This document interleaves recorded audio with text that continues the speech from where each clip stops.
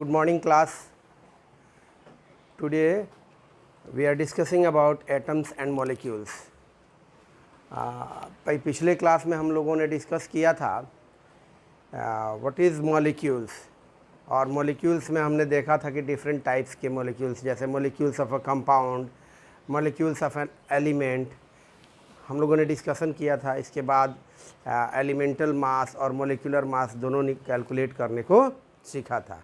आज हम लोग जो एक इम्पॉर्टेंट टॉपिक है आयंस, इसके बारे में डिस्कशन करेंगे. ठीक है, तो सबसे पहले बता दें कि आयन क्या है.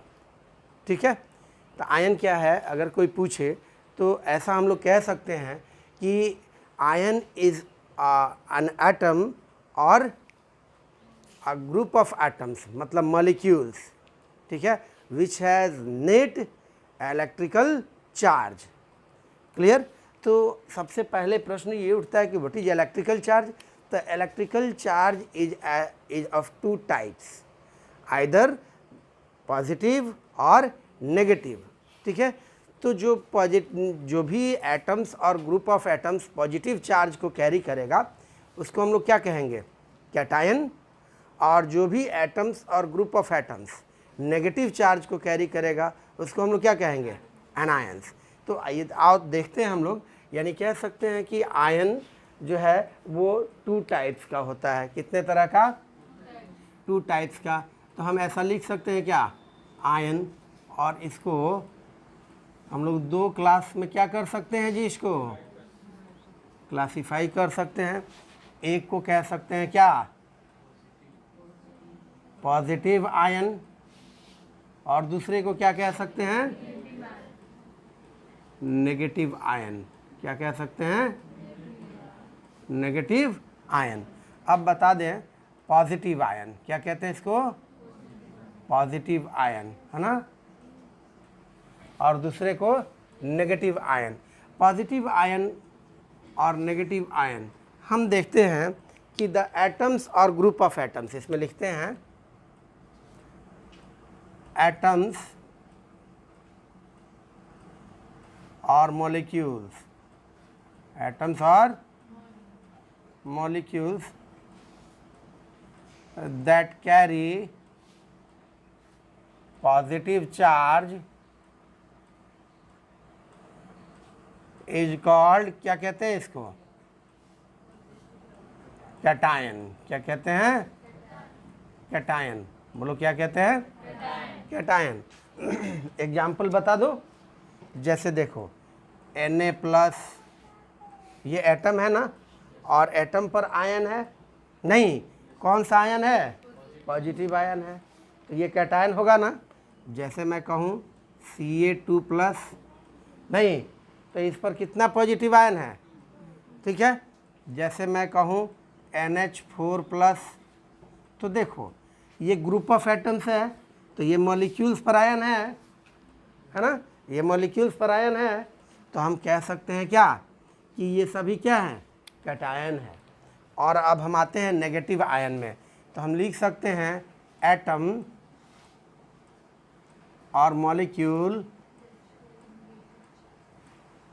दैट हैज़ क्या, चाहे दैट कैरी, क्या लिख सकते हैं, that carry negative charge is called क्या, एनायन. क्या कह सकते हैं इसको, एनायन. जैसे कुछ एग्जाम्पल लें हम लोग. तो एग्जाम्पल के लिए हम लोग देख सकते हैं कि ऑक्सीजन 2-, फिर N3-, क्या F1-, या फिर हम कह सकते हैं SO4 2-, लिख सकते हैं कि नहीं, एटसेट्रा. इसमें भी हम लोग देखें कि यहाँ पर एटम्स हैं या फिर group of atoms means molecules है जो नेगेटिव आयन को कैरी किए हुए हैं, और इसलिए हम लोग इसको क्या कहे जी, एनायन कहे. क्या कहे, एनायन कहे. अब देखो यहीं पर एक बात बता सकते हैं कि एक एटम हो और इस पर कोई चार्ज हो, तो इसको कहते हैं हम लोग क्या, मोनो एटॉमिक आयन। क्या कहते हैं, मोनो एटॉमिक आयन। यदि एक से अधिक एटम हो और उस पर चार्ज हो तो इसको हम लोग कह सकते हैं क्या, पॉली एटॉमिक आयन। क्या कह सकते हैं, पॉली एटॉमिक आयन, है ना, मोनो एटॉमिक एनायन, आप पॉली एटॉमिक एनायन कह सकते हैं कि नहीं कह सकते हैं। हम लोग देखते हैं अब नेक्स्ट टॉपिक जो है, how to write chemical formula of a compound. तो हेडिंग देख क्या हम लोग, हाउ टू राइट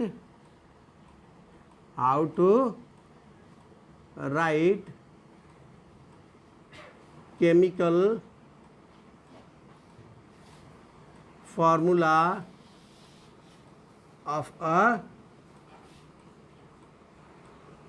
कंपाउंड्स।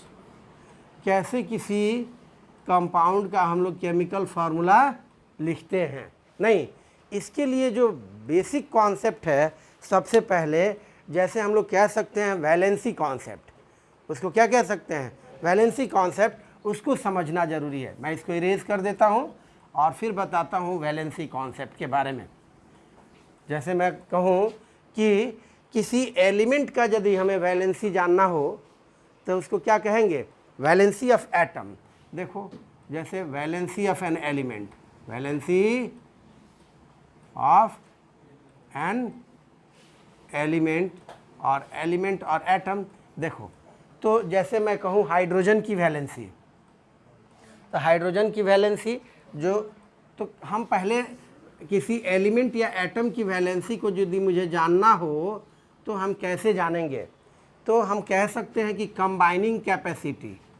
क्या कह सकते हैं जी, कंबाइनिंग कैपेसिटी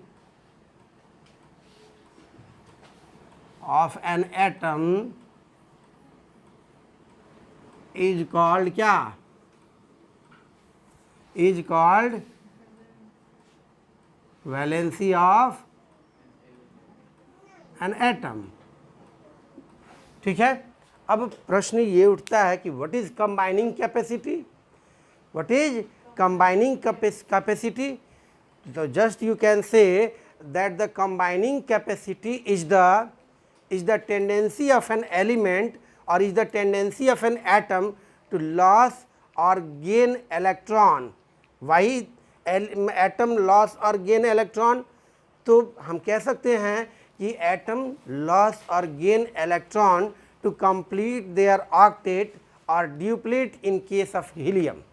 नहीं, जैसे हम अब बात करें कि अच्छा ये बताओ कि मैग्नीशियम की वैलेंसी क्या होगी। तो इसके लिए सबसे पहले हमें मैग्नीशियम का एटॉमिक नंबर लर्न होना चाहिए, और मैग्नीशियम का एटॉमिक नंबर कितना होता है जी, 12 होता है ना।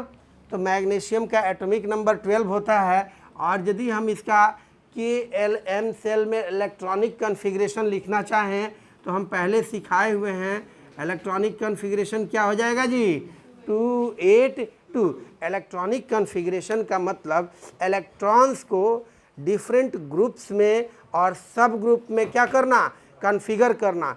सब ग्रुप मीन्स SPDF। इसकी चर्चा हम लोग आगे करेंगे, अभी तुम लोगों के सिलेबस में ये बात नहीं है। तो हम लोग सिर्फ KLMN सेल में क्या करेंगे, सेल और ऑर्बिट में इलेक्ट्रॉन्स को क्या करेंगे, अरेंज करेंगे। क्या करेंगे, इलेक्ट्रॉन को अरेंज करेंगे। तो हम देखते हैं कि KLM सेल में इलेक्ट्रॉन को कैसे अरेंज किया जाएगा। तो फर्स्ट सेल में 2 इलेक्ट्रॉन है, सेकंड सेल में 8 इलेक्ट्रॉन है और थर्ड सेल में 2 इलेक्ट्रॉन है। यहाँ अगर हम बात करें इलेक्ट्रॉनिक कन्फिग्रेशन वैलेंसी की, तो देखो वैलेंसी कितना हो जाएगा जी, यहाँ पर 2, क्योंकि यदि यह 2 इलेक्ट्रॉन को लॉस कर दे तो इसका ऑक्टेट कंप्लीट हो जाएगा, just like neon, because neon the atomic number of neon is 10, और ये 10 हो जाएगा। तो ये नियॉन की तरह इलेक्ट्रॉनिक कॉन्फ़िगरेशन को गेन कर लेगा, जिसके आउटर मोस्ट ऑर्बिट में कितना इलेक्ट्रॉन होता है जी, 8 इलेक्ट्रॉन होता है। मैंने पहले भी लिखवाया है कि देखो helium, neon, argon, krypton, xenon और रेडॉन, यही ना। इसका एटॉमिक नंबर कितना होता है जी? 2। कह रहे हैं कि हीलियम का एटॉमिक नंबर कितना होता है? 2। नियॉन का 10 और आर्गन का कितना होगा? 18। क्रिप्टॉन का 36 और जेनॉन का कितना होगा जी? 54 और इसका 86। पहले ये बता दें, यही एक ऐसा है जिसमें कि 2 इलेक्ट्रॉन होने के बाद भी ये अपने इनर्टनेस को गेन कर लेता है, नोबल गैस कॉन्फ़िगरेशन को गेन कर लेता है। मतलब ये क्या हो जाता है जी? ये अनरिएक्टिव नेचर का हो जाता है और इसलिए इसको कहते हैं क्या है, ये अपने ड्यूप्लेट को क्या करता है? पूरा कर लेता है। बाकी ये जितने भी हैं इन सब के आउटर मोस्ट ऑर्बिट में कितना इलेक्ट्रॉन होता है? तो आउटर मोस्ट ऑर्बिट कंटेन्स कितना? Contains 8 electrons. कितने? 8 इलेक्ट्रॉन्स। इसलिए हम लोग कहते हैं क्या कि ये आपने क्या किया? ऑक्टेट को कंप्लीट किया, अपने ऑक्टेट को कंप्लीट किया। इसको इसका इलेक्ट्रॉनिक कॉन्फ़िगरेशन जानने की ज़रूरत तो नहीं है, लेकिन फिर भी मैं सिंपली इसका लिख देता हूँ। देखो इसका इलेक्ट्रॉनिक कॉन्फ़िगरेशन जनरली तुम देख लेना, इसका क्या होगा जी? 2 8 2 8 8। इसका होगा 2 8 18 8। ये क्या होगा?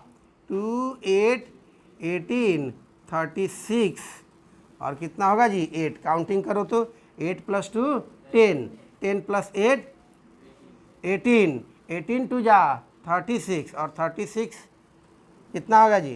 2 8 18 18 8 होगा क्या? ज़रा देखो तो, ठीक है। ये हो जाएगा 2 8 18 36 18 8। करो कैलकुलेट करो। 8 + 2 10, 10 + 8 18, 18 1 जा 18 2 जा 36, 18 3 जा 54। 54 + 6 36 कितना होता है जी? हाँ, यहाँ पर 32 न होगा जी, 32 होता है। देखो 2n² फार्मूला से कितना होता है? 32 होगा ना इसमें। 1 2 3 4, 4 4 जा 16 2 जा, अरे 16 2 जा 32, यहाँ 32 होगा। अब काउंटिंग करो तो कितना होगा? 8 + 2 10 + 8 18 2 जा 36, 18 3 जा 54 और 54 + 32 कितना हुआ जी? 86। चलो मुझे इससे मतलब नहीं था, मुझे दिखाना था कि आउटर मोस्ट ऑर्बिट में यहाँ कितना इलेक्ट्रॉन है? 8 इलेक्ट्रॉन है। इसका मतलब जितने भी इनर्ट गैस हैं वे सभी 8 इलेक्ट्रॉन अपने आउटर मोस्ट ऑर्बिट में कैरी करके और क्या करते हैं जी? अपने को स्टेबल कॉन्फ़िगरेशन अपना गेन कर लेते हैं। इसका मतलब पीरियोडिक टेबल में जितने भी एलिमेंट हैं वो just try to attain the electronic configuration of nearest inert element. ठीक है, तो ये नियरेस्ट इलेक्ट्रॉन मैग्नीशियम के सबसे नियरेस्ट में कौन है जी? नियॉन है। इसी तरह से तुमसे बात करें जैसे, तो हम कह सकते हैं कि ये 2 ठो इलेक्ट्रॉन को क्या करेगा? लॉस करेगा, इसलिए इस पर 2 ठो पॉजिटिव चार्ज डेवलप होगा। अब तुम्हारे दिमाग में एक बात जरूर आएगा कि सर आप कैसे जाने कि कोई एलिमेंट इलेक्ट्रॉन को लॉस करेगा या कोई एलिमेंट इलेक्ट्रॉन को गेन करेगा? तो तुमको एक कॉन्सेप्ट दिया था, जनरल कॉन्सेप्ट, कि यदि किसी भी एलिमेंट के आउटर मोस्ट ऑर्बिट में कितना इलेक्ट्रॉन रहता है जी? 1 हो। फिर से यहाँ पर मैं बताता हूँ, इसको इरेज कर दो ना। चलो इसको इरेज कर दिया और यहाँ पर हम बता रहे हैं कि किसी भी एलिमेंट के आउटर मोस्ट ऑर्बिट में, किसी भी एलिमेंट के आउटर मोस्ट ऑर्बिट में यदि क्या होता है जी? 1 इलेक्ट्रॉन हो। हम यहाँ लिखते हैं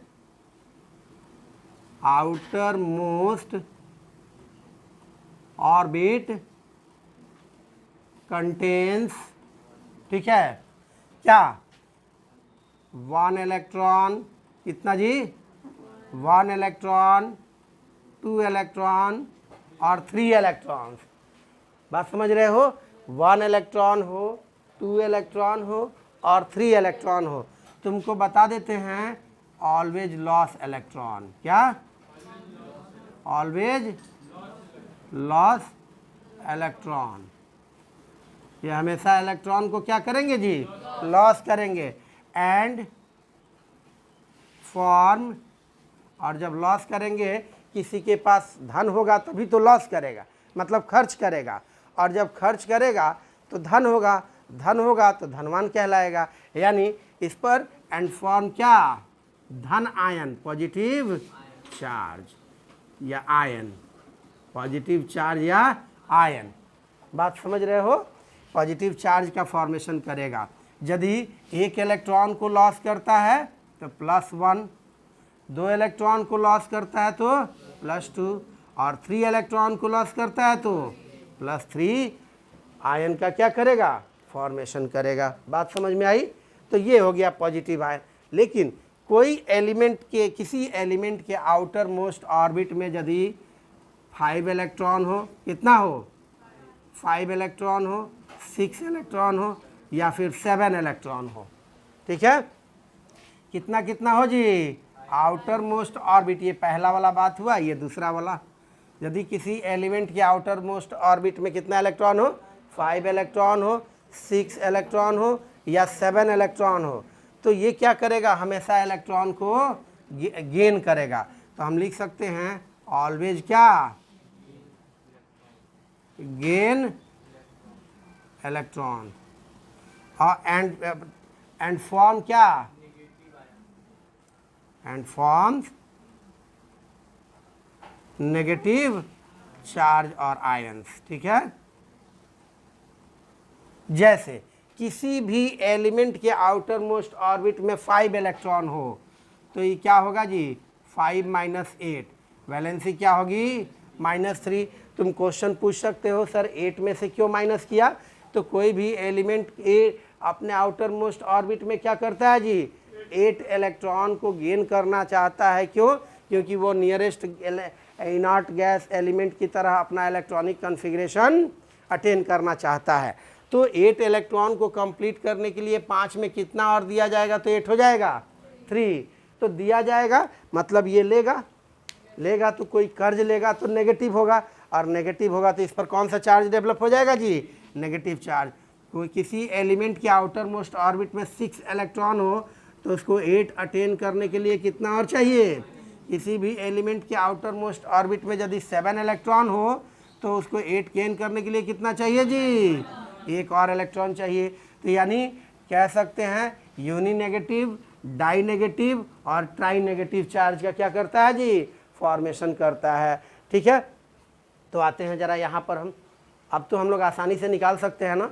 एक बात तुम पूछ सकते हो, +4 वाला कंडीशन और +8 वाला कंडीशन, ये भी सॉरी, किसी एलिमेंट के आउटर मोस्ट ऑर्बिट में यदि, ये भी मैं चर्चा करते ही चलता हूँ, किसी एलिमेंट के आउटर मोस्ट ऑर्बिट में 4 इलेक्ट्रॉन हो या फिर 8 इलेक्ट्रॉन हो, पूछ सकते हो ना, क्योंकि हमने बता दिया 1 2 3 5 6 7, छोड़ दिया 4 और 8, तुम कहोगे 9, अगर 9 छोड़ होगा तो देखो एक बात बताते हैं, आउटर मोस्ट ऑर्बिट में 8 इलेक्ट्रॉन होगा या 2 इलेक्ट्रॉन होगा, तभी वो जाके क्या करेंगे, अपना ऑक्टेट कंप्लीट करेंगे या ड्यूप्लेट पूरा करेंगे।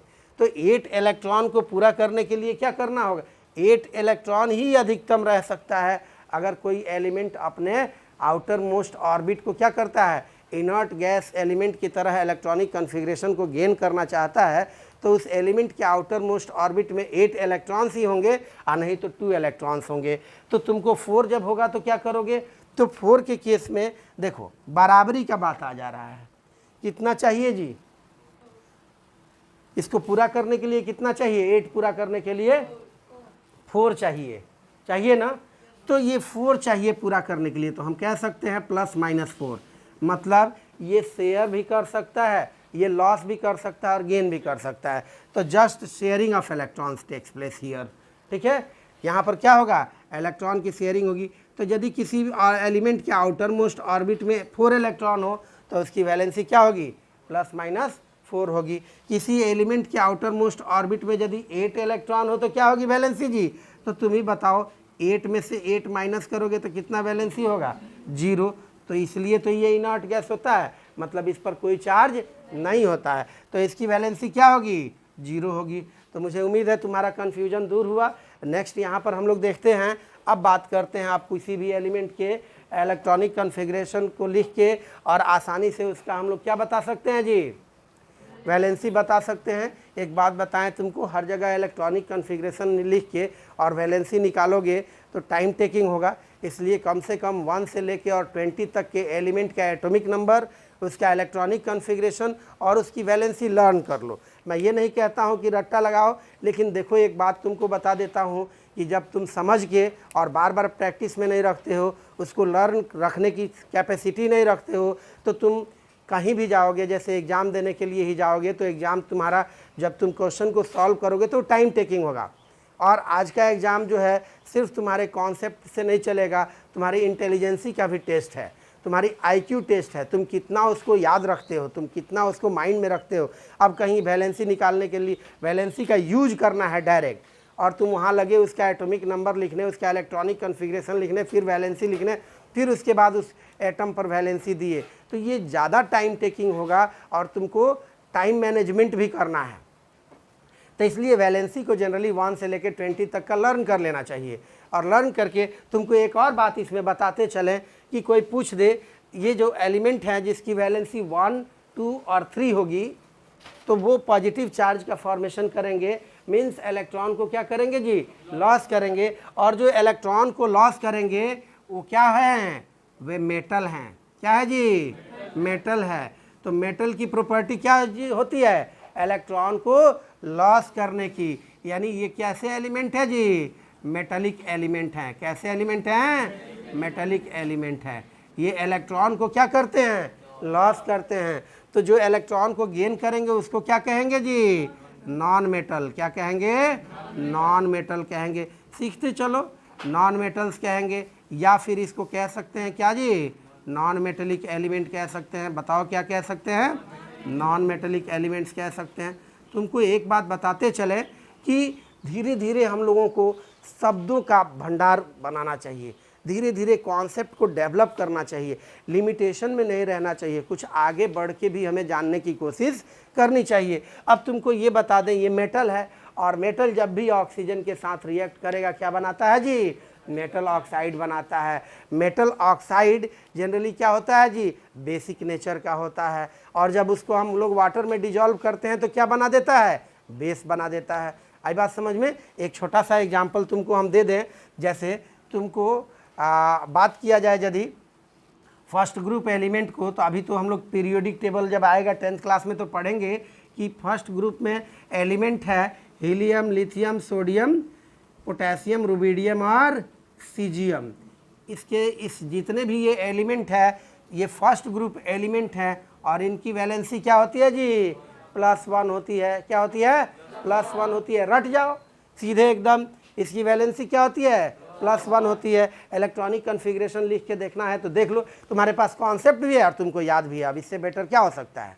देखो ये हाइड्रोजन का तो +1 होगा, एक ही इलेक्ट्रॉन है इसमें, तो ये डिपेंड करेगा कि किसके साथ रिएक्ट कर रहा है। ये नेगेटिव -1 भी हो सकता है इस पर चार्ज, और +1 भी हो जाएगा।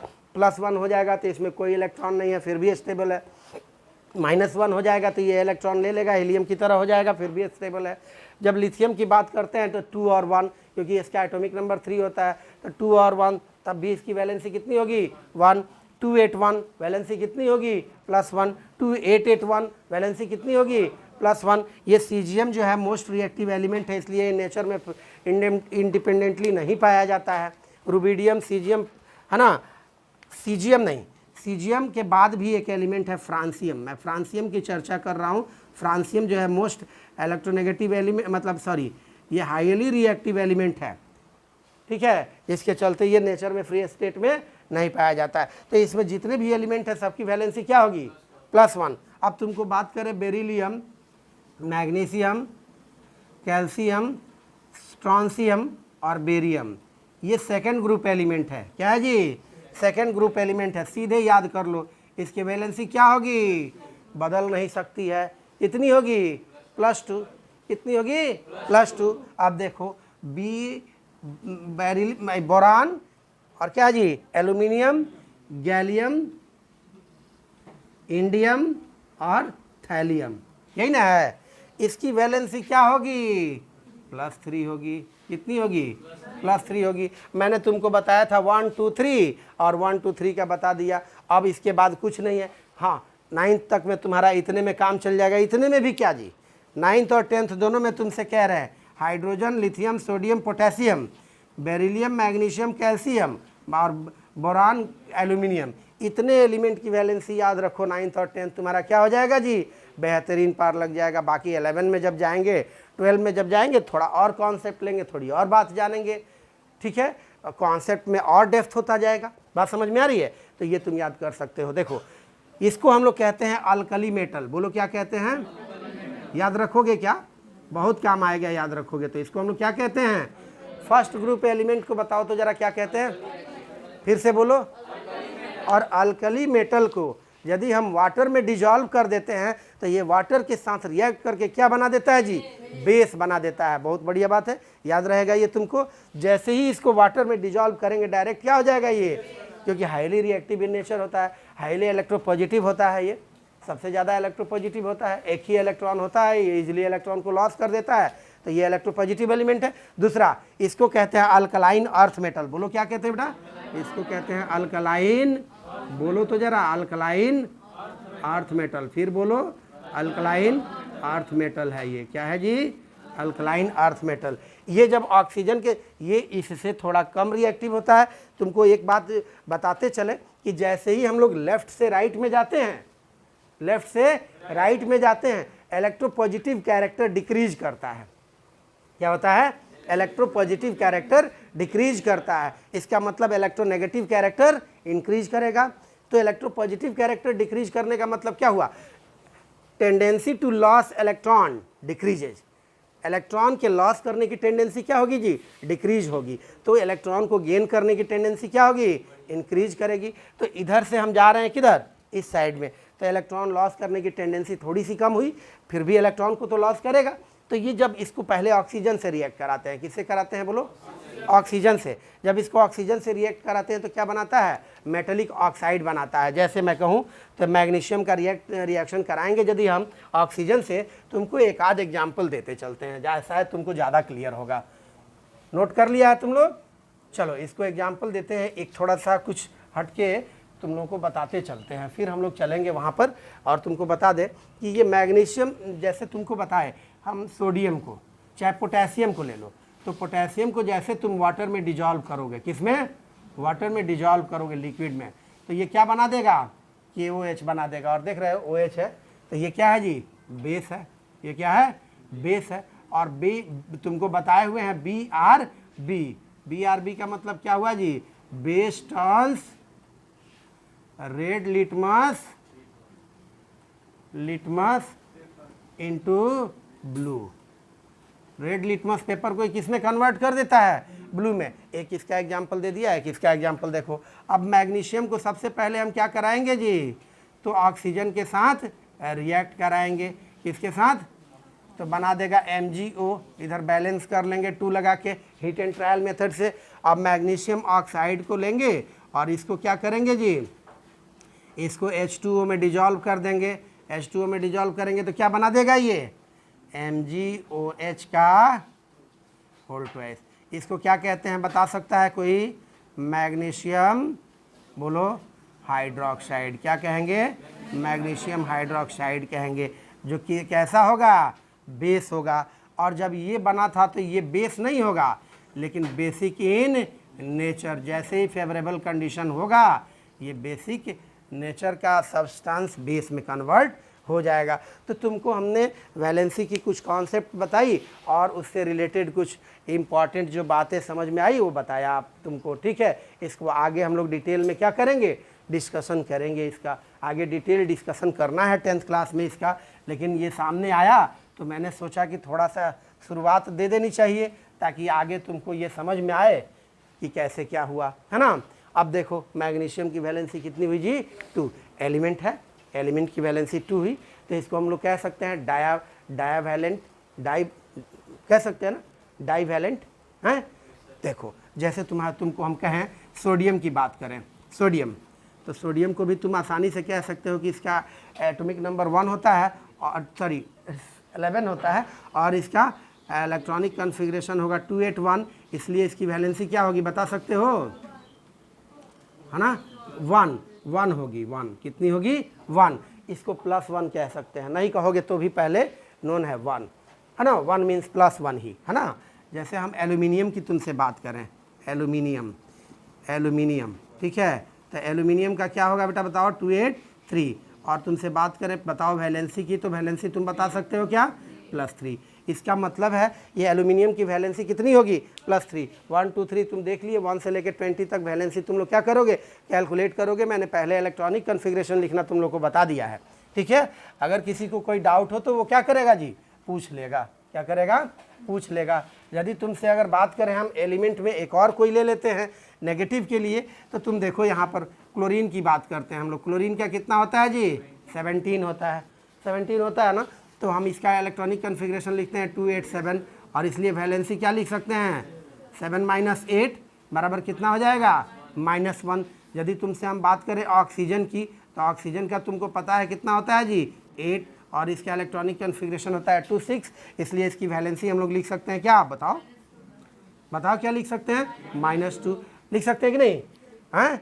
ये कह सकते हैं मोनोवैलेंट एनायन, डायवैलेंट एनायन और ट्राइवैलेंट एनायन। जैसे नाइट्रोजन की बात करते हैं हम तुमसे, बड़ा आसान है, नाइट्रोजन देखो, है ना, कितना होता है 7, 2 और 5 लिखते हैं, इसकी वैलेंसी कितनी होगी जी, हाँ, इसमें माइनस लगाना अनिवार्य है, अगर नहीं लगाओगे तो क्या हो जाएगा, पॉजिटिव कंसीडर कर लिया जाएगा, ठीक है। तो इसलिए तुमको ये नेगेटिव लगाना चाहिए।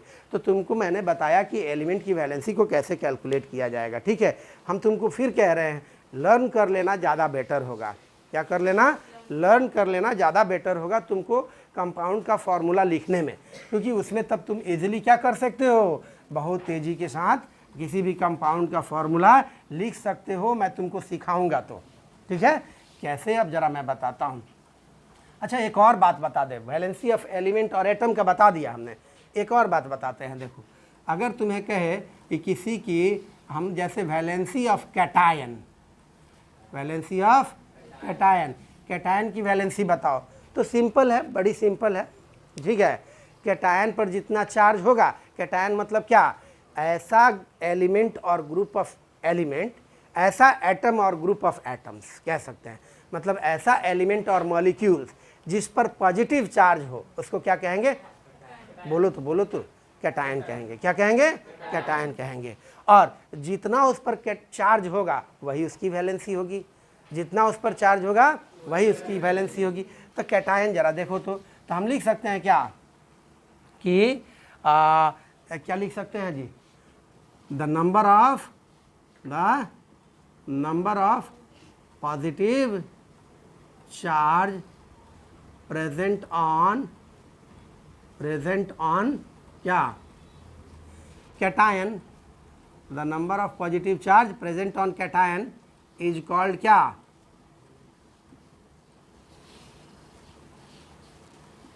Valency of cation.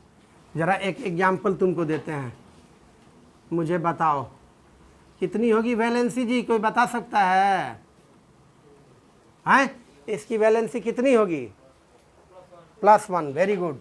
और इसको क्या पढ़ते हैं ये भी बताते चलते हैं, क्या पढ़ते हैं जी, अमोनियम आयन, क्या पढ़ते हैं, अमोनियम आयन, कोई दिक्कत, अमोनियम आयन पढ़ते हैं, क्या पढ़ते हैं, अमोनियम आयन पढ़ते हैं, है ना। तो हम लोग वैलेंसी ऑफ कैटायन की बात कर रहे हैं, तो उसमें हम लोग कुछ तुमको मोनोवैलेंट कैटायन, डाईवैलेंट कैटायन और ट्राईवैलेंट कैटायन को लिख दिए हैं। इसको क्या करना है, लर्न कर लेना है, डायरेक्ट लर्न कर सकते हो। जैसे इसको हम लोग कहते हैं क्या, हाइड्रोजन आयन, बोलो क्या कहते हैं, हाइड्रोजन आयन। इस पर कितना चार्ज होता है जी, +1। इस पर इसको क्या कहते हैं बताओ, सोडियम आयन, बोलो क्या कहते हैं, सोडियम आयन। इसको क्या कहते हैं, सिल्वर आयन, क्या कहते हैं, सिल्वर आयन, नोट कर सकते हो। इसको कहते हैं हम लोग क्या, कॉपर आयन, क्या कह सकते हैं, इसको गोल्ड आयन। सबका नाम याद रखना है, और ये तो तुमको कई बार बता दिए, अमोनियम आयन कह सकते हैं, बोलो क्या कह सकते हैं, अमोनियम आयन। सबका नाम लर्न रखना जरूरी है कि नहीं।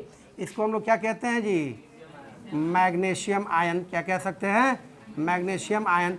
हो सकता है कि मैं लिख रहा हूँ तुम लोग को समझ में नहीं आए, स्पेलिंग देखो, फिर अगर तुमको क्लियर नहीं होता है तो बोल भी रहा हूँ, तुम इतना मैं ज़रूर मतलब उम्मीद रखता हूँ सीबीएसई बोर्ड स्टूडेंट हो, मैग्नीशियम का स्पेलिंग लिखने आएगा, आयन का स्पेलिंग लिखने आएगा।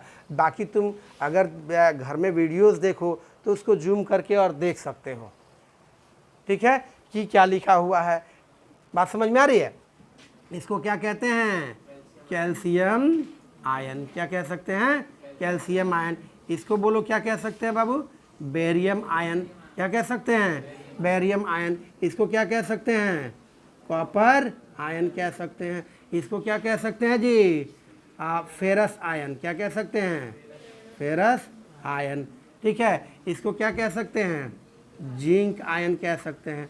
और इसको कोबाल्ट आयन कह सकते हैं, क्या कहते हैं, कोबाल्ट आयन कह सकते हैं। देखो एक ही एलिमेंट को हम वैलेंसी दिखाया है यहाँ पर +2 और हमने यहाँ पर सॉरी यहाँ दिखाया +2 और यहाँ दिखाया है +3 दिखाया है ना। तो कुछ ऐसे एलिमेंट हैं जो वेरिएबल वैलेंसी को शो करते हैं। What is the meaning of variable valency, मतलब अलग अलग वैलेंसीज को शो करते हैं। तुम क्वेश्चन पूछ सकते हो कि क्यों, तो तुमको ये बता दूं कि अभी फ़िलहाल लर्न कर लो। जब तुम पढ़ोगे ना P group D group element, जब जाओगे 12th क्लास में तो तुम्हें वहाँ पर क्लियर कंडीशन बताया जाएगा कि why some of the element shows variable oxidation state, variable valency, ठीक है। तो अभी हम लोग को क्या करना है, लर्न कर लेना है, अभी लर्न कर लेना है, क्योंकि अभी मैं बता भी दूं तो डाइजेस्ट नहीं कर पाओगे। बात समझ रहे हो, धीरे धीरे धीरे धीरे अंडरस्टैंडिंग लेवल बढ़ता है और तब धीरे धीरे कॉन्सेप्ट क्या होता है जी, क्लियर होते जाता है। पहले इतना जानो फिर बाद में भी जानेंगे। इसको हम लोग क्या कहते हैं, एल्यूमिनियम आयन, बोलो क्या कहते हैं, एल्यूमिनियम आयन, ठीक है। किसी के मन में कोई क्वेश्चन अराइज होता है तो वो इजीली पूछ सकता है, उसमें कोई घबराने की और हेजिटेट होने की ज़रूरत नहीं है। मैं बताऊंगा, अभी बताने लायक होगा तो अभी बताऊंगा, अभी अगर लगेगा कि नहीं नेक्स्ट क्लास में जानोगे तो वो भी बताऊंगा। लेकिन तुम जो क्वेश्चन पूछ दोगे उसको, उस डाउट को दूर करते हुए चलेंगे। ये नहीं कि अब अगले क्लास में है तो अगले ही क्लास में बताया जाएगा। अगर तुमको जानने की इच्छा ही हो जाएगी तो मैं बता के ही आगे बढ़ूँगा। इसलिए तुमको अगर लगता है कि नहीं मुझे ये जानना चाहिए तो वो क्वेश्चन तुम कर सकते हो। इसको हम लोग क्या कहते हैं जी, क्रोमियम आयन, बोलो, हाँ थोड़ा बोलते चलो यार, क्रोमियम आयन। इसको क्या कहते हैं जी, फेरिक आयन। अब वहाँ पर हमने फेरस कहा और यहाँ पर फेरिक कहा, क्या चक्कर है वैलेंसी का। यहाँ पर हम क्या है, क्या गोल्ड आयन। आई बात समझ में। अब तुमको एक और बात बता दें कि एनायन की वैलेंसी, किसकी वैलेंसी, एनायन की वैलेंसी। तो लिख सकते हैं द नंबर ऑफ क्या, negative charge, the number of negative charge present on anion, an anion on an anion is called, बताओ क्या कहेंगे, द वैलेंसी ऑफ एनायन। और तुम तो अब इतना चालाक हो गए हो कि इसकी मोनोवैलेंट कैटायन की वैलेंसी कोई पूछेगा तो क्या कह दोगे, और डाईवैलेंट की पूछेगा तो क्या कह दोगे, +2, और ट्राईवैलेंट की कोई पूछेगा तो क्या कहोगे जी, +3। और तो कर ही सकते हो, बता ही सकते हो। अब तुमको ये बता दें कि इसमें भी यदि मोनोवैलेंट एनायन की वैलेंसी कोई पूछेगा तो क्या कहोगे, बोलो, और इसकी क्या कहोगे जी, और इसकी क्या कहोगे, +3। अरे सॉरी, वेरी सॉरी, क्या किया हमने, ब्लंडर। सबसे क्या होगा, -2 -3, है ना। अब जरा नाम लिखा जाए क्या, इसको क्या कहेंगे जी, हाइड्राइड आयन, क्या कहेंगे, हाइड्राइड आयन। इसको क्या कहेंगे, बता सकता है कोई, हाइड्रोक्साइड आयन, क्या कहेंगे, इसको क्या कहेंगे जी, क्लोराइड आयन, क्या कहेंगे, क्लोराइड आयन। इसको क्या कहेंगे जी, ब्रोमाइड आयन, क्या कहेंगे, ब्रोमाइड आयन। इसको क्या कहेंगे जी, आयोडाइड आयन। इसको क्या कहेंगे, आयोडाइड आयन। और इसको क्या कहेंगे, नाइट्राइट आयन, क्या कहेंगे, नाइट्राइड आयन। बोलो क्या कहेंगे, नाइट्राइट आयन। और उसी के नीचे है, उसको क्या कहेंगे, नाइट्रेट आयन। क्या कहेंगे? ध्यान देना, ध्यान देना, ध्यान देने की चीज है। अब एक और क्या कहेंगे? इसको कहेंगे बाइकार्बोनेट आयन। बोलो क्या कहेंगे? Bicarbonate ion. बात समझ रहे हो? इसको क्या कहेंगे जी? Permanganate ion. बोलो क्या कहेंगे? Permanganate ion. बोलो क्या कहेंगे? Permanganate ion. ठीक है ना? और इसको क्या कहेंगे जी? Cyanide ion. क्या कहेंगे? साइनाइड। अच्छा ये बताओ, अब आयन अपना लिख लोगे ना? बोलो लिख लोगे कि नहीं? इसको क्या कहेंगे? क्लोरेट। क्या कहेंगे? Chlorate ion. कह सकते हैं कि नहीं कह सकते हैं? बोलो क्लोरेट। अब इसको क्या कहेंगे बता सकते हो? Carbonate ion. बोलो क्या कहेंगे? कार्बोनेट आयन कहेंगे। इसको क्या कहेंगे जी? सल्फाइड आयन कहेंगे। क्या कहेंगे? सल्फाइड आयन कहेंगे। तब इसको क्या कहेंगे? Sulphate ion. बोलो क्या कहेंगे? Sulphate ion. और इसको तब क्या कहेंगे जी? बता सकते हो? सल्फाइड आयन कहेंगे। बोलो क्या कहेंगे? सल्फाइड आयन कहेंगे। इसको क्या कहेंगे तब? ऑक्साइड आयन कहेंगे। क्या कहेंगे? Oxide ion. और इसको क्या कहेंगे तब? मैंगनेट आयन कहेंगे। क्या कहेंगे? मैंगनेट आयन कहेंगे। इसको बता सकते हो? ऑक्सलेट आयन कहेंगे। बोलो क्या कहेंगे? ऑक्सलेट आयन कहेंगे। इसको क्या कह सकते हैं बता सकते हो? क्लोरेट आयन कहेंगे। क्या कहेंगे? क्लोरेट, क्लोरेट आयन कहेंगे। क्या कहेंगे? इसको क्लोरेट। और इसको कहेंगे क्रोमेट आयन। बोलो क्या कहेंगे? Chromate ion. और इसको क्या कहेंगे? Dichromate ion. दो ठो क्रोमियम है, डाई क्रोमेट आयन। अब देखो PO4 माइनस, PO4 3 माइनस, इसको कहेंगे फॉस्फेट आयन। क्या कहेंगे? फॉस्फेट। बोलो क्या कहेंगे? फॉस्फेट आयन कहेंगे। ये बी है ना? ये बी है, तो इसको क्या कहेंगे जी? Borate ion. क्या कहेंगे? Borate ion. और ये क्या है? ASO4 है, तो ASO4 को क्या कहेंगे? आर्सेनेट आयन कहेंगे। क्या कहेंगे? आर्सेनेट आयन कहेंगे। बोलो क्या कहेंगे? और N3 माइनस को क्या कहेंगे बता सकते हो? नाइट्राइड आयन कहेंगे। क्या कहेंगे? Nitride ion. और इसको क्या कहेंगे? फॉस्फाइड आयन कहेंगे। बोलो फॉस्फाइड आयन कहेंगे। इसको तुम लोग नोट कर लोगे, और ये बहुत ही इम्पॉर्टेंट रोल प्ले करेगा तुम्हारे क्या करने में? केमिकल कंपाउंड के फॉर्मूला को लिखने में। क्या करेगा? बहुत इम्पॉर्टेंट रोल प्ले करेगा। मुझे पूरा उम्मीद है कि तुम लोग इसको लर्न भी कर लोगे। आई बात समझ में? चलो इसको हम इरेज करते हैं। अब तो देखते हैं हम लोग रूल्स फॉर राइटिंग। क्या देखते हैं हम लोग? Rules for writing, rules for writing क्या? Chemical formula of a compound. Rules for writing chemical formula of chemical compound, नहीं, chemical formula of chemical compound कह सकते हो। हाँ चलो पहले सिंपल से शुरू करेंगे, फिर थोड़ा आगे भी बढ़ेंगे। ठीक है ना? तो सिंपल केमिकल कंपाउंड का कुछ फार्मूला हम लोग देखते हैं। जैसे तुम लोगों को कह दें कि हाइड्रोक्लोरिक एसिड का लिखो। किसका? Hydrochloric acid. या इसी को हम लोग कहते हैं, एक और नाम देते हैं। क्या नाम देते हैं जी? Hydrogen chloride. थोड़ा तुमको फार्मूला याद रहना चाहिए। क्या है? HCl। तो कैसे लिखाया HCl? तो दो ठो एलिमेंट है ना इसमें, तो हम यहाँ लिखेंगे H और यहाँ लिखेंगे Cl। क्या लिखेंगे? H और Cl। ये तो नाम हो गया एलिमेंट का, ये एलिमेंट का सिंबल हो गया ना जी। बोलता नहीं है साहब, सिंबल हो गया ये, है ना? और यहाँ पर इसकी क्या लिखेंगे? वैलेंसी लिखेंगे। हाइड्रोजन का तुम जानते हो क्या होता है? 1 और 1 क्या प्लस में दे देते हैं, चाहे 1 लिख देते हैं ऐसे ही। इसका कितना होता है -1 है, -1 ठीक है। तो इसका क्या हो जाएगा, और ये जो है इधर जाके लिखाएगा और ये क्या होगा, इसको कहेंगे क्रीस क्रॉस मेथड। क्या कहेंगे, क्रीस क्रॉस मेथड।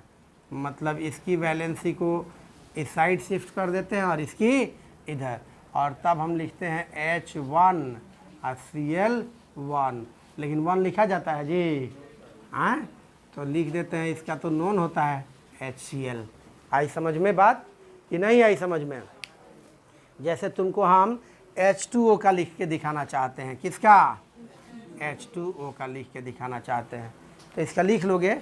देखो कैसे लिखोगे, H2O को क्या कहते हैं, कोई बता सकता है, वाटर। एक और नाम इसका होता है क्या जी, डाई हाइड्रोजन, बोलो ऑक्साइड। कई लोग नहीं बताते हैं इसका नाम, ठीक है, डाई हाइड्रोजन ऑक्साइड। यहाँ पर हाइड्रोजन हो गया और यहाँ पर ऑक्सीजन हो गया, इसका तो +1 हो गया, इसका -2 हो गया, ठीक है। तो इसमें हम लोग चार्ज को क्या करते हैं, इग्नोर कर देते हैं, चार्ज मतलब प्लस और माइनस को, और इसके वैलेंसी को कहाँ लिख देते हैं जी, इधर ले जाके इसकी वैलेंसी को क्या करते हैं, इसके पास, इसके लिए हो गया H2O। देख रहे हो, आसान है ना। वैलेंसी अगर पता रहे तो किसी भी कंपाउंड का क्या कर सकते हैं हम लोग, फार्मूला लिख सकते हैं। जैसे तीसरा तुमको हम बता दें कि हाइड्रोजन सल्फाइड का यदि लिखना हो, किसका, हाइड्रोजन सल्फाइड का यदि तुम्हें लिखना हो तो इसका फार्मूला क्या होता है जी, H2S। ज़रा देखते हैं, हाइड्रोजन का लिखा इधर, सल्फ़र का लिखा इधर, हाइड्रोजन का 1 और सल्फ़र का 2, इसको इधर लेके गए और इसको यहाँ लेके आए, क्या हो गया जी, H2S। ये तो हुआ तुम्हारे लिए सिंपल कंपाउंड का फार्मूला।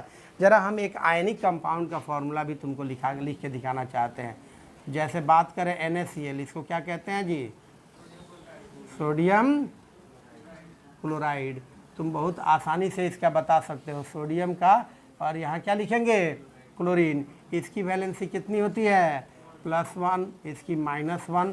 हम तुमको बताए थे कि वैलेंसी को क्या कर देते हैं, वैलेंसी के चार्ज को क्या कर देते हैं, इग्नोर कर देते हैं। इसको इधर लिखेंगे और इसको ले जाए कहाँ लिखेंगे। अब ये क्या बन जाएगा, बता सकता है कोई डाउट है किसी को। जैसे हम CaO की बात करते हैं, कैल्शियम ऑक्साइड की, बता बोलो, कैल्शियम ऑक्साइड की, तो कैल्शियम ऑक्साइड Ca और यहाँ पर O लिखते हैं, इसकी वैलेंसी भी 2 और इसकी भी 2, इधर ले जाते हैं, इसको इधर ले जाते हैं, हो जाता है C। अब देखो चूँकि दोनों की वैलेंसी क्या है, सेम है, तो कॉमन फैक्टर से इसको क्या करते हैं, डिवाइड करते हैं। तो कॉमन फैक्टर इसमें क्या है जी, 2 है ना जी, कॉमन फैक्टर, ये दोनों में क्या कॉमन है, 2, तो इसको भी 2 से भाग दे देंगे और इसको भी 2 से डिवाइड कर देंगे, तो कितना आएगा जी, 1 आएगा। तो लिखेंगे Ca1, इसके आगे हम लिख देते हैं, क्या लिखेंगे, Ca1 O1, तो CaO, 1 हटा देंगे। आ रही बात समझ में तुमको कि नहीं आ रही है समझ में, हैं, आ रही है। जैसे तुमको अगर बात करें हम मैग्नीशियम हाइड्रोक्साइड की, Mg मैग्नीशियम हाइड्रोक्साइड, ये लिखते हैं ऐसे, मैग्नीशियम, क्या लिखेंगे, मैग्नीशियम हाइड्रोक्साइड की तुमसे अगर बात करें तो देखो यहाँ पर मैग्नीशियम है तो Mg यहाँ लिख दें, हाइड्रोक्साइड है तो तुमको याद करना पड़ेगा ना, करके याद करके और उसको लिखोगे ना, तो कल लर्न करके भी आओगे, ऐसा उम्मीद करते हैं हम। देखो यहाँ पर OH है, ठीक है, तो OH पर कितना चार्ज होता है जी, 1 होता है, लर्न कर लोगे, ये मोनोवैलेंट एनायन होता है। और मैग्नीशियम पर कितना चार्ज होता है जी, 2, क्योंकि ये डाइवैलेंट कैटायन होता है। और हम क्या करते हैं, हमारा सिस्टम है कि हम इसको इस साइड लिखते हैं और इसको इस साइड लिखते हैं। देखो कई बच्चे ऐसे हैं जो MgOH और यहाँ 2 लगा देंगे, सही है क्या, बिल्कुल सही नहीं है, क्योंकि ये ग्रुप ऑफ एटम्स है ना, ग्रुप ऑफ एटम्स है ना। तो ग्रुप ऑफ एटम्स के लिए हम लोग क्या करते हैं, इसको ब्रैकेट में करके, स्मॉल ब्रैकेट में करके, और लास्ट में उसके क्या करते हैं, 2 लगाते हैं। मीन्स इसका हुआ कि 2 दोनों तरफ है, दोनों के साथ है 2, है ना। इसका मतलब ये हुआ कि दोनों के साथ 2 है, मतलब दोनों ने मिल के इससे 2 इलेक्ट्रॉन को क्या है किया है, एक इलेक्ट्रॉन को लिया है। मतलब इसके 2 इलेक्ट्रॉन को ये दोनों मिलके, जैसे मैं इसको अभी बताता हूँ। देखो जैसे एक हाइड्रोक्साइड पर 1 माइनस होता है, दूसरे हाइड्रोक्साइड पर 1 माइनस होता है। 1 माइनस का मतलब हुआ ये किसी से इलेक्ट्रॉन को क्या करता है, गेन करता है। तो ये गेन करता है, तो ये कैसे गेन करता है तुमको ये भी समझा देते हैं। जैसे ऑक्सीजन के पास टोटल कितने इलेक्ट्रॉन होते हैं जी, 6 इलेक्ट्रॉन होते हैं, तुमको पता है, ठीक है। ऑक्सीजन के पास टोटल कितने इलेक्ट्रॉन होते हैं, 6 इलेक्ट्रॉन होते हैं, ये तुमको भी पता है। तो ये एक हाइड्रोजन के इलेक्ट्रॉन के साथ क्या करते हैं, कंबाइंड हो जाते हैं। एक हाइड्रोजन के इलेक्ट्रॉन के साथ ये कंबाइंड हो जाते हैं, हो गया ना। अब देखो इनके पास अगर फिर भी देखा जाए तो कितने इलेक्ट्रॉन है जी, 7 इलेक्ट्रॉन है। तो 7 इलेक्ट्रॉन है, तो इनको कितना इलेक्ट्रॉन चाहिए, ऑक्सीजन को कितना चाहिए, 1 इलेक्ट्रॉन और चाहिए। इस ऑक्सीजन को कितना चाहिए, 1 इलेक्ट्रॉन और चाहिए। तो इससे ये 1 इलेक्ट्रॉन लेगा तो एक ठो माइनस चार्ज डेवलप होगा, इससे ये 1 इलेक्ट्रॉन लेगा तो एक ठो माइनस चार्ज डेवलप होगा। इसीलिए इसको हम लिखते हैं कि OH क्या माइनस, इसको भी लिखते हैं OH माइनस। और ये OH 2 ठो OH आके इससे दोनों इलेक्ट्रॉन को लेगा, तो इसलिए यहाँ पर OH2 हो जाएगा। बात समझ में आई। थोड़ा डिटेल में आगे भी हम लोग पढ़ेंगे। अभी फ़िलहाल आप तुम सब क्या करोगे, रेडिकल्स पर जितने चार्ज होते हैं उस चार्ज को लर्न कर लो। लर्न कर लेना तुम्हारे लिए बेटर होगा, आगे समझने में तुम्हें मददगार साबित होगा। बात समझ में आई है ना। और भी हम कर सकते हैं, जैसे तुमको अगर याद हो क्या कहते हैं, तुमको यदि वैलेंसी चार्ट यदि लर्न हो तो हम लोग आसानी से बहुत से कंपाउंड का फार्मूला एक झटके में लिख सकते हैं। जैसे तुमको हम कहें कि सोडियम सल्फेट का लिख के दिखाओ, किसका, सोडियम सल्फेट का। तो ये बिल्कुल भी बहुत आसान होता है। बच्चे घबरा जाते हैं कि ये कैसे होगा, ये तो बहुत कठिन है, ये तो हमसे नहीं हो पाएगा। लेकिन देखो तुम कितना आसान है। सोडियम का तो Na होता है, हम लोग सब जानते हैं। और सल्फेट का कितना होता है जी, तो सल्फेट का SO4 होता है, ये भी हम लोग जानते हैं। SO4 होता है नहीं, SO4 पर कितना चार्ज होता है ये याद रखना होगा, 2 माइनस में होता है। क्या होता है, 2 माइनस में होता है। और Na पर +1 में होता है। SO4 पर 2 माइनस में होता है, Na पर 1 प्लस में होता है। हम बताए थे कि वैलेंसी को चार्ज को क्या करते हैं, इग्नोर कर देते हैं एनायन और कैटायन को। अब हम इसके वैलेंसी को इधर लिखते हैं और इसके वैलेंसी को इधर लिखते हैं। तो यहाँ पर लिखेंगे Na2 और SO4 और घेर के 1 लिखें चाहे नहीं लिखे, बात बराबर है। तो इसका फॉर्मूला क्या होगा जी, Na2SO4। अब तुमसे अगर हम कहें कि एल्यूमिनियम सल्फेट का फॉर्मूला क्या होगा, किसका, एल्यूमिनियम, बोलो, एल्यूमिनियम सल्फेट का फॉर्मूला तुमसे कहें कि क्या लिखोगे, तो तुम पहले एल्यूमिनियम लिखोगे। इसका फार्मूला क्या हो, सिंबल क्या होता है, Al। और यहाँ पर सल्फेट का सिंबल, यदि कोई बात कर रहा है क्या, सल्फेट का क्या होगा, SO4।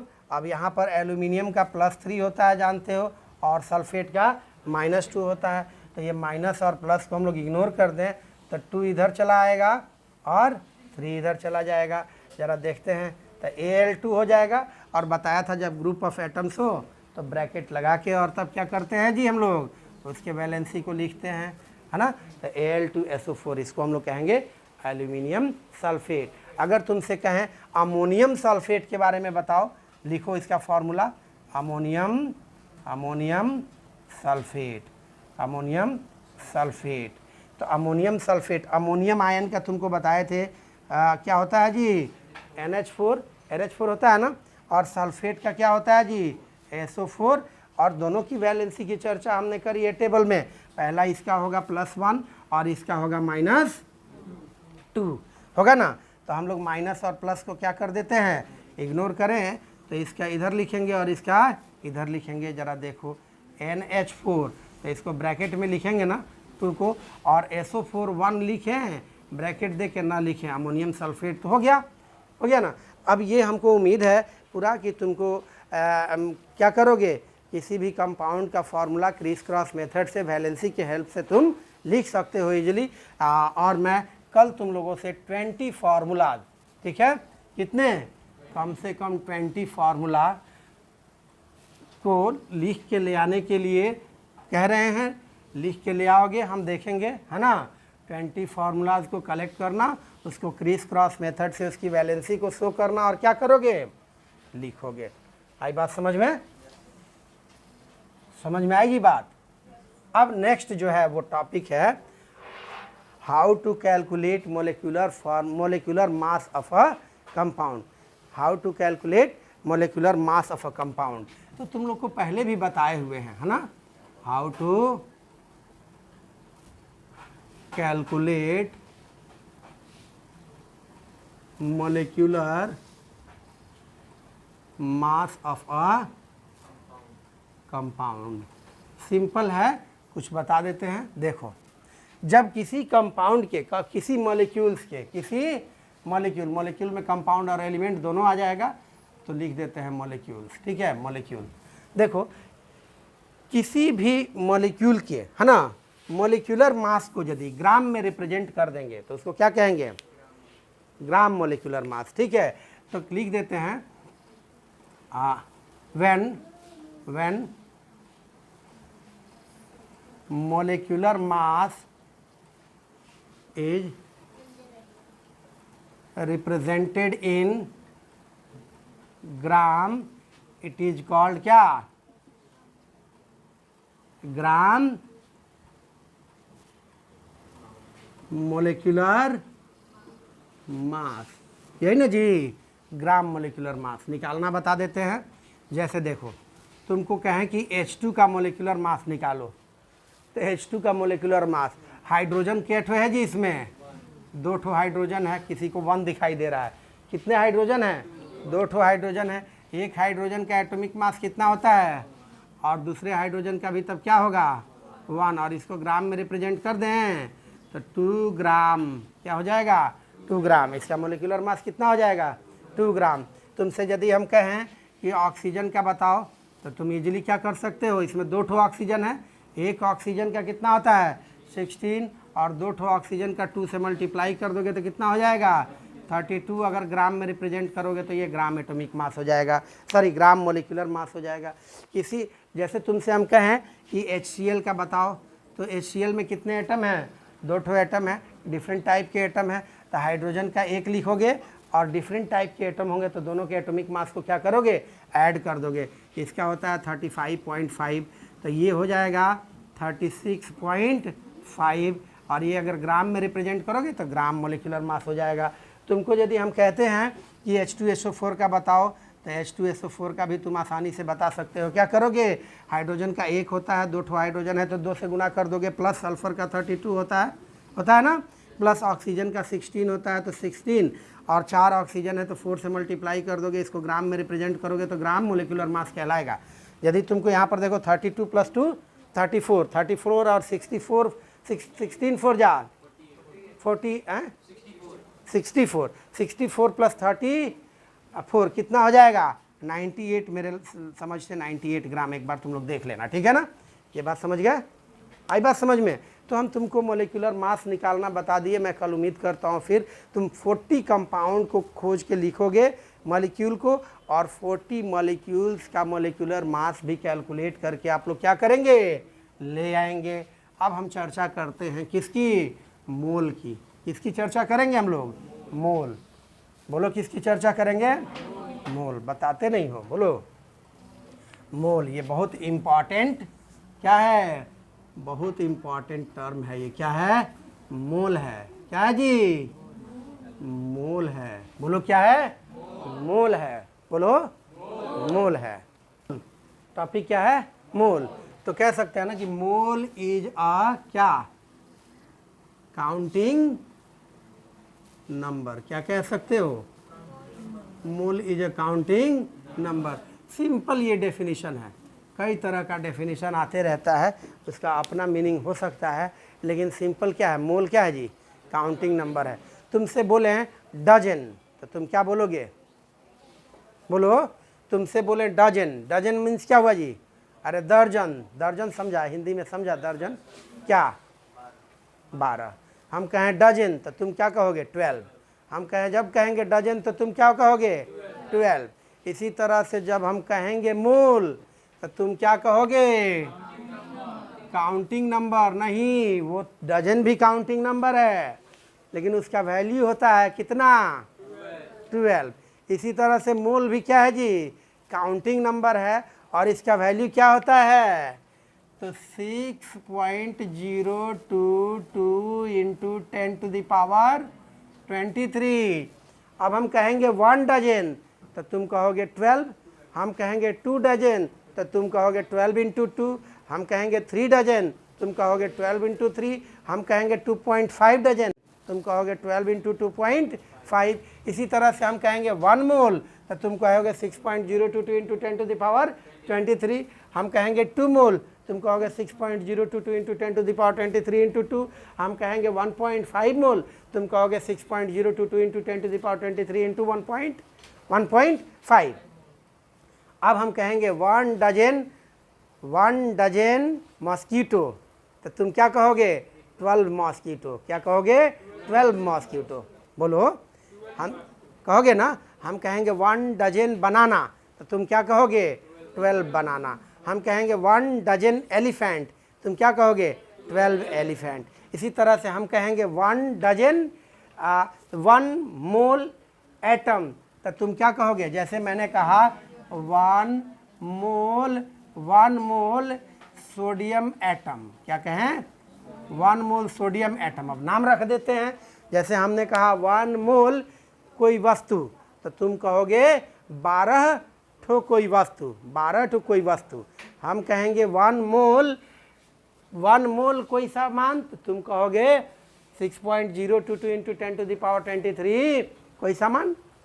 ठीक है। हम कहेंगे 1 मोल सोडियम एटम तुम का क्या कहोगे, बोलो 6.022 इंटू 10⁻23 एटम्स ऑफ सोडियम, या सिंपल कह सकते हो सोडियम एटम्स। बोलो, समझ में आ रहा है। अगर हम तुमसे कहेंगे 1 मोल, हम तुमसे कहेंगे 1 मोल H2 क्या मॉलिक्यूल्स, 1 मोल H2 मॉलिक्यूल्स, तुम क्या कहोगे 6.022 इंटू 10⁻23 क्या molecules of H2, molecules of H2। और H2 का नाम जानते हो तो लिख दोगे क्या, हाइड्रोजन। बोलो, कोई दिक्कत है यहाँ पर। यदि हम तुमसे कहते हैं कि ये बताओ 1 मोल हाइड्रोजन आयन, हाइड्रोजन आयन चाहे हाइड्रोजन एनायन कह सकते हो, तो लिख दोगे 6.022 इंटू 10⁻23 आयंस ऑफ हाइड्रोजन। तुमको कठिन लग रहा है क्या, तुमको सिंपल बताया कि मोल क्या है जी, काउंटिंग नंबर है। जैसे तुम डजन को क्या कहते हो, 12। अच्छा, एक ग्रॉस में कितना होता है, तो बता सकता है, एक ग्रॉस इज इक्वल टू कितना, काउंटिंग नंबर है, बताओ कितना, कोई नहीं जानता है, कोई कह रहा है क्या, बिल्कुल सही कह रहा है, 20। कितना, 20। तो यहाँ पर तुमको 1 डजन इज इक्वल टू 12 या 1 ग्रॉस इज इक्वल टू क्या कह रहे हो, 20। इसी तरह से काउंटिंग नंबर है ना जी, तो 1 मोल भी कहेगा कोई तो क्या कहोगे, बोलो सब। ठीक है। अगर तुमसे कोई कहता है कि 1 मोल H2SO4 मॉलिक्यूल्स तो तुम क्या कहोगे जी, 6.022 इंटू 10⁻23 मॉलिक्यूल्स ऑफ क्या, हाँ सल्फ्यूरिक एसिड कह सकते हो कि नहीं कह सकते हो, यानी एक कंक्लूजन पर पहुँचे तुम। अच्छा, एक बात बताओ, इसको ये किसी न किसी ने इसको कैलकुलेट किया होगा, जिस साइंटिस्ट ने इसको कैलकुलेट किया उस साइंटिस्ट का नाम क्या था जी, एमिडियो एवोगैड्रो। क्या नाम था, एमिडियो एवोगैड्रो। और इसलिए इनके नाम के रिस्पेक्ट में इस नंबर को क्या कहते हैं जी, एवोगैड्रोज नंबर। क्या कहते हैं, यानी 6.022, यहाँ पर लिखें क्या, 6.022 इंटू 10 टू द पावर 23, बोलो 10 टू द पावर 23 को हम लोग कहते हैं क्या, एवोगैड्रोज क्या नंबर, क्या कहते हैं नंबर। सिंपली इसको रिप्रेजेंट करते हैं Na से, किससे, एवोगैड्रो नंबर। दोनों ही क्या होता है, कैपिटल होता है। तो इसके जगह पर हम ये लिख सकते हैं, लिख सकते हैं कि नहीं लिख सकते हैं। अरे 1 डजन को 1D नहीं लिख सकते हो, तुम्हारी मर्जी, बराबर 12। तो हम कहीं 1D लिखे तो तुम क्या समझोगे 12, हम कहीं Na लिखेंगे तो क्या समझोगे, यही समझोगे, समझोगे ना, समझोगे ना। चलो इससे एक बात लिख सकते हो कि 1 मोल ऑफ एनी कंपाउंड, क्या लिख सकते हो, एक पॉइंट लिख सकते हो, 1 मोल ऑफ एनी कंपाउंड, क्या लिख सकते हो, 1 mole of any compound contains as many entities, क्या, as many entities as atoms present in 12 gram of C12 क्या, आइसोटोप्स, C12 आइसोटोप्स। ये बात हो रही है बहुत, C12 आइसोटोप्स कह सकते हैं ना जी। यानी हम कह सकते हैं कि 12 ग्राम, यदि बात हो कि 12 gram of C12 isotopes contains कितना जी, contains 6.022 into 10 to the power 23 क्या, एटम्स। कह सकते हैं, कह सकते हैं कि नहीं। मतलब 12 ग्राम C12 आइसोटोप्स, C12 क्या है, कार्बन का आइसोटोप्स है। कार्बन के कितने आइसोटोप्स होते हैं जी, 3। कौन कौन, C12 C13 C14, C612 C613 C614। तो कह सकते हैं कि 12 ग्राम है ना, कार्बन का, कार्बन 12 जो है आइसोटोप्स में इतना क्या होता है जी, एटम्स होता है। और इसी को एक स्टैंडर्ड क्या कर लिया गया, मानक मान लिया गया। तुमको यदि नंबर ऑफ मोल्स निकालना हो, फॉर्मूला होता है नंबर ऑफ मोल्स निकालना हो, तो ऊपर तुम क्या लिखोगे, नंबर ऑफ स्पीसीज, क्या लिखोगे, number of species, number of species. इसको मान लो n से डिनोट करते हो, तो बटा एवोगैड्रो, बोलो एवोगैड्रोज नंबर। और इसको किससे डिनोट करो, Na से, और इसको छोटा n से, तो फॉर्मूला क्या हो जाएगा बन के तैयार, n बराबर n अपॉन Na। ठीक है, ऐसे कई फार्मूलाज इस पर बनते हैं। जैसे तुमको नंबर ऑफ मोल्स निकालना हो, नंबर ऑफ मोल्स निकालना हो, और तुमको क्या दिया हुआ है, नंबर ऑफ एटम्स दिया हुआ है, तो तुम क्या लिखोगे, नंबर ऑफ एटम्स और नंबर ऑफ पार्टिकल्स, क्या लिखोगे, number of particles upon Avogadro number, क्या लिखोगे, एवोगैड्रो नंबर। चलो कुछ इससे रिलेटेड और बात बताते हैं, बताएं। चलो मैं इसको इरेज करता हूँ, जरा देखो, इसको समझने की कोशिश करो। अब इसको समझने की कोशिश करो, देखो क्या है। तुमको बता दें कि अगर कहते हैं हम कि 1 मोल, क्या कहते हैं, 1 मोल, यदि तुमसे बात करते हैं H2 मॉलिक्यूल्स की, किसकी, पहले सोडियम एटम की बात करते हैं एक सीक्वेंस में, किसकी बात कर रहे हैं, सोडियम एटम की। तो तुम कितना एटम कह सकते हो, बोलो,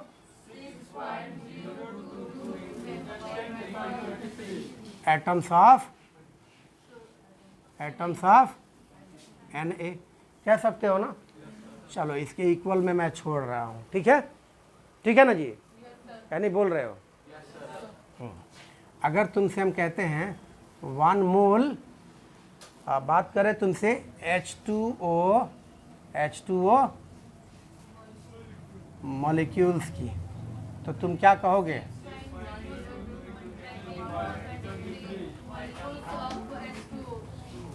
क्या कहोगे? मॉलिक्यूल्स ऑफ H2O, क्या कहोगे? हाँ, 1 मोल H2O मॉलिक्यूल्स की जब बात करेंगे तो कितना कहोगे? 6.022 इंटू 10⁻23 मॉलिक्यूल्स ऑफ H2O। देखो, जितनी बार बोलोगे उतनी बार तुमको क्या हो जाएगा? याद हो जाएगा। क्लास में बोलते रहने से, अब चिल्ला के नहीं बोलेंगे, बोलते रहने से जो है तुम्हारे दिमाग के सारी इंद्रियां जो है, सभी सेंसेस वर्क करते हैं, और एकदम मुंह बंद करके आराम से बैठ के देखने लगते हो तो वहाँ पर सब सेंस काम करना बंद कर देता है, और ये किस में चला जाता है जी? हैं? अरे उसमें क्या कहते हैं हम लोग, परेड जब होता है, अटेंशन और रिलैक्स, स्टैंड इट इज, मतलब वो स्टैंड इट इज में, स्टैंड एज इट इज, यही ना होता है, में चला जाता है। अब जो भी होता है इंग्लिश वाले बताएंगे, लेकिन विश्राम अवस्था में चला जाता है, हिंदी में समझ लो, और फिर पढ़ाना नहीं पढ़ाने के बराबर हो जाता है। So just try to reply in class, otherwise तुमको पता ही होगा मेरा क्लास कैसा चलता है, नहीं पता है तो परिचय दे देंगे। 1 mole sodium atom is equal to कितना होगा? हाँ, ये बात हुई। अच्छा, एक और बात, चलो, 1 मोल यदि हम कहते हैं O2 माइनस आयन, तो तुम क्या कहोगे इसके लिए? हाँ, 6.022 इंटू 10⁻23 आयंस ऑफ क्या? O2 है ना, O2 माइनस, O2 नहीं, O2 माइनस। अच्छा, तुमसे एक और बात पूछ ही लेते हैं, इसी लगे हम कहें 1 मोल H2SO4 मॉलिक्यूल्स, तो तुम क्या कहोगे? बता सकते हो?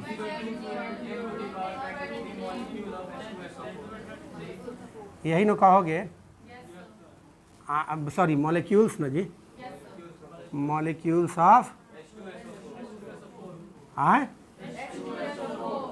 अच्छा, एक बात बताओ कि सबको हम Na लिख सकते हैं कि नहीं यहाँ पर? तो Na atoms of Na atoms of Na molecules of H2O, Na ions of H2O। तुम मैंने ये बता दिए ना, ये भी लिखा हुआ हो तो तुमको कोई घबराने की ज़रूरत नहीं है, मतलब समझ जाना है। जैसे तुमसे अगर हम कहें, अच्छा अब यहाँ पर एक कॉन्सेप्ट देना चाहते हैं तुमको, ज़रा सुनो। 1 मोल कह रहा हूँ, 1 डजन मॉस्किटो कहे थे, तो तुम कितना मॉस्किटो बोला था? हाँ, यही ना होगा? अच्छा, 1 मोल 1 डजन बनाना बोले थे, तो तुम क्या कहा था? यही ना बोला था? अगर तुमसे कहे थे 1 डजन एलिफेंट, तो तुम क्या कहे थे? यही ना कहे थे? हाँ, 12 एलिफेंट कहे थे। अगर तुमसे हम कहे थे कि बोलो 1 डजन राइस, चावल का दाना बराबर कितना? 12 राइस। या तुमसे कहा था 1 डजन एरोप्लेन, तो तुम क्या कहे थे? हाँ, यही ना कहा था? इसमें देखो ना, सब में 12 बराबर है कि नहीं है? बोलो, सब में 12 है। अगर मान लो कि हम एक तराजू लेते हैं, एक तरफ हम, क्योंकि सब बराबर ही है ना, सब बराबर है कि नहीं है? बोल नहीं रहे हो? हाँ, तो सब बराबर है। तो मान लो हमने एक तराजू लिया, ठीक है ना, और लेके क्या किया जी, दोनों तरफ हमने, एक तरफ रख दिया 12, संख्या में बराबर रख रहे हैं, एक तरफ रख दिया 12 मॉस्किटो और दूसरे तरफ रख दिया 12 एलिफेंट। 12 ठो हाथी एक तरफ रख दिए और 12 ठो मच्छर एक तरफ रख दिए। मुझे ये बताओ कि इस 12 हाथी और 12 मच्छर दोनों की संख्या क्या है? बराबर है। ये बताओ, दोनों बराबर पलड़ा रहेगा? क्यों? हाथी वाला कहाँ चला जाएगा और मच्छर क्या हो जाएगा? ऊपर टंगा जाएगा। बात समझ रहे हो? इसका मतलब ये है कि संख्या बराबर रहने से ज़रूरी नहीं है कि वेट बराबर हो। संख्या बराबर रहने से उसका भार बराबर हो ये ज़रूरी नहीं है। हो सकता है कि ये 0 चाहे 1 मिलीग्राम या 2 मिलीग्राम का हो, मिलीग्राम या 1 ग्राम जो भी हो, हमको उससे क्या मतलब कि कई ग्राम का था, लेकिन इससे ज़्यादा तो नहीं होगा। अरे ज़्यादा से ज़्यादा होगा तो 1 ग्राम होगा, 2 ग्राम होगा या 250 ग्राम होगा। इतना बड़का मच्छर कोई कहीं से चला आए, डेंगू चला आए, तब वो 250 ग्राम नहीं पहुंचेगा। फिर भी मान लेते हैं तुम अधिकतम ले लो, ठीक है, अधिकतम भी नहीं होगा इतना, 12 ठो मच्छर को रख दिया जाए तो। अब चलो बात आगे बढ़ाते हैं। 12 ठो बनाना का पक्का वेट जो है, ये गारंटी है कि 1 केजी से ज़्यादा होगा। तो यानी 1000 ग्राम से ज़्यादा हो गया कि नहीं, यानी 1 केजी से ज़्यादा हो गया, मतलब 2 केजी भी वो हो सकता है, depending upon the size of the banana. आगे देखो 12 एलिफेंट का। अब बताओ, कहोगे कि 1 केजी होगा, 1 केजी से थोड़ा ज़्यादा होगा, नहीं ना। देखो बेवकूफ़ कह रही है 1 केजी से थोड़ा ज़्यादा होगा। 12 ठो हाथी का वजन क्या होगा जी, हो सकता है कि 15 क्विंटल हो, 20 क्विंटल हो जाए, नहीं, उससे ज़्यादा हो गया कि नहीं। आप फिर 12 ठो एरोप्लेन का तो बात ही नहीं करो, और ज़्यादा हो जाएगा। इसका देखो मेरा समझाने का मेन एक ही कारण था कि संख्या बराबर रहने से भार बराबर हो जाए ज़रूरी नहीं है, संख्या बराबर रहने से मास इक्वल हो जाए ये ज़रूरी नहीं है। इसी तरह से यहाँ भी आओ, इन सब में संख्या तो बराबर है, लेकिन मास इक्वल होगा इसकी गारंटी नहीं है। तो चलो देखते हैं मास कितना होगा। एक ठो हाइड्रोजन का, एक ठो सोडियम का मास कितना होता है, एटॉमिक मास, तो इसका बराबर होगा, एटॉमिक मास के बराबर होगा इसका मास, किसके बराबर होगा, एटॉमिक मास ऑफ, अरे सोडियम बोलो, हाँ, इसका क्या होगा, बोल, मोलिक्यूलर मास ना, कह रहा है atomic mass, molecular mass of H2। ये क्या होगा जी, आयनिक मास ऑफ ऑक्सीजन। वो कर रहा है जी, कौन है, ऑक्सीजन। और इसका क्या होगा, molecular mass of H2SO4, H2। तो ये तो तुम लोग को निकालना बता दिए हैं, और इजीली बता सकते हो, नहीं बता सकते हो क्या, बहुत मार मारेंगे, बताना पड़ेगा, ये जान जाओ। आदत तो सुधरी हुई है नहीं, जानते ही हो, बोला तो जाएगा ही, बात समझ रहे हो। नहीं समझे तो यहाँ ध्यान दो, 23 ग्राम क्या, सोडियम एटम, नहीं 23 ग्राम, अरे 23 होता है एटॉमिक मास। यहाँ पर क्या होगा, तो 2 + 16 कितना हो जाएगा, 18 ग्राम H2O। अब देखो इसमें क्या हो जाएगा जी, बता सकता है, 16 ग्राम क्या, ऑक्सीजन आयन, बोलो, इसमें क्या हो जाएगा, 98 ग्राम H2SO4, है ना। मॉलिक्यूल्स तुम लिख सकते हो, ठीक है ना। अब इस पर न्यूमेरिकल, इससे रिलेटेड न्यूमेरिकल्स और इससे रिलेटेड क्वेश्चंस को हम लोग नेक्स्ट क्लास में करेंगे। तब तक आप लोग इतना रिवीजन करिए, और रिवीजन करके क्या कीजिए, इसको फिर से एक बार इसके कॉन्सेप्ट को क्लियर करने की कोशिश करें, और क्लास में आके डिस्कस करें। कोई प्रॉब्लम हो तो नेक्स्ट क्लास में इससे रिलेटेड कुछ और कॉन्सेप्ट देंगे, और इसके बाद से इस पर इससे रिलेटेड न्यूमेरिकल प्रॉब्लम्स को भी सॉल्व कराएंगे। Thank you class.